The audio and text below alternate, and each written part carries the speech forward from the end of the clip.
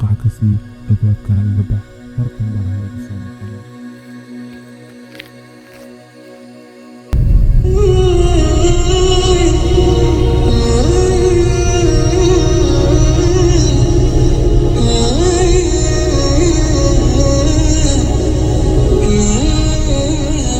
السلام عليكم ورحمة الله وبركاته. ومركلي موقع عصب سو دواada asxaabta cusub. wuxuu ahaa wiil jaamacad dhigta, wuxuu lahaa dhaqan suuban iyo akhlaaq wanaagsan. aabihii wuxuu ahaa nin taajir oo bilyaneer ah, bulshadana wuxuu ku dhaxlahaa magac aad weyn oo nin la qadariyo ayuu ahaa. inankani uma uusan sheegin ardaydiisa mid ka mid ah magaca iyo masabka uu aabihii leeyahay si uu ugula noolaado macallimiintiisa farxad. sanadkii ugu dambeeyay jaamacadda wuxuu jeclaaday gabadh wanaagsan oo diin ka muuqato, wuxuuna go'aansaday inuu markuu jaamacad dhammeeyo inuu doono.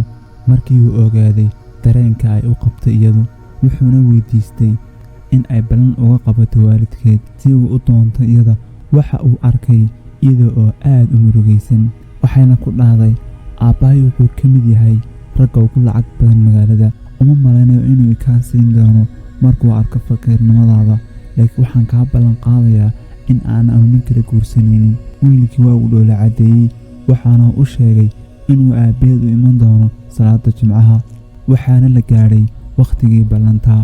wiilkiina keligii ayuu aaday, waxaana u sheegay inuu gabadhiisa doonayo. aabbihii waa uu ku jeesjeesay, waxaana uu dhahay, wiil faqiira misna keligii socda, anigu ma hayo gabadh aan siiyo. koobkaa qaxwaha qac ka sii albaabkana iga bax mar dambana ha igu soo noqonin.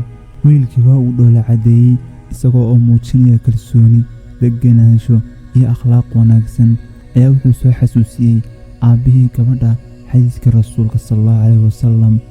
qofka qalbigiisa uu ku jiro in yaro kibira jannada ma galo.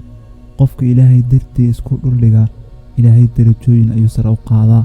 waxaana uu ka baxay meeshii isagoo dhoola caddaynaya, deganaana ay ka muuqato. habeenkii markuu aqalka tegay ayaa wuxuu aabbihii u sheegay inuu doonayo gabadha, waxaana u sheegay magaca aabbaheed. aabbihii ayaa la xidhiidhay, waxaana u sheegay inay u iman doonaan berri, gabadhiisana uu ka soo doonan doono, inankiisana uu u soo dooni doono. aabbihii gabadha aad ayuu u farxay, waxaana uu u sheegay arrinta farxadda leh.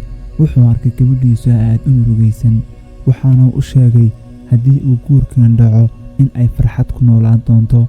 waxaana ku dhahay, hantida uu ninkaasi haysto marka hantidan loo eego hantidan ruuc ayay ka tahay. waxaa la gaadhay wakhtigii ballanta, waxaana yimaaday inankii iyo aabbihii, waxayna wataan gawaadhida ugu qaalisan. waxay galeen gurigii isagiyo qaraabadiisii. wiilka gabadha soo doontay ayaa waxoogaa soo daahay, wayna sugayeen. kadib markii uu yimaaday, odaygiina uu arkay wiilka gabadhiisa doonaya, aad ayuu u yaabay. lama filaan ayay ku noqotay, ileen waa wiilkii shalay uu ku jeesjeesayey albaabka taaban oo ku lahaa. inta uusan hadalba, wiilka ayaa wuxuu dhahay, kan waa aabbahayga, kuwanna waa qaraabadayda. midaasina waxba kama beddelayso, aniga ayaa isku tashanaya, kuma tashanayo maalka aabbahayga iyo magaciisa toona.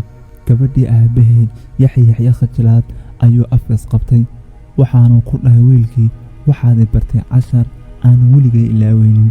waxaanan kuugu dhaaranayaa maanta laga bilaabaa in aanan cidna iska weynaysan doonin.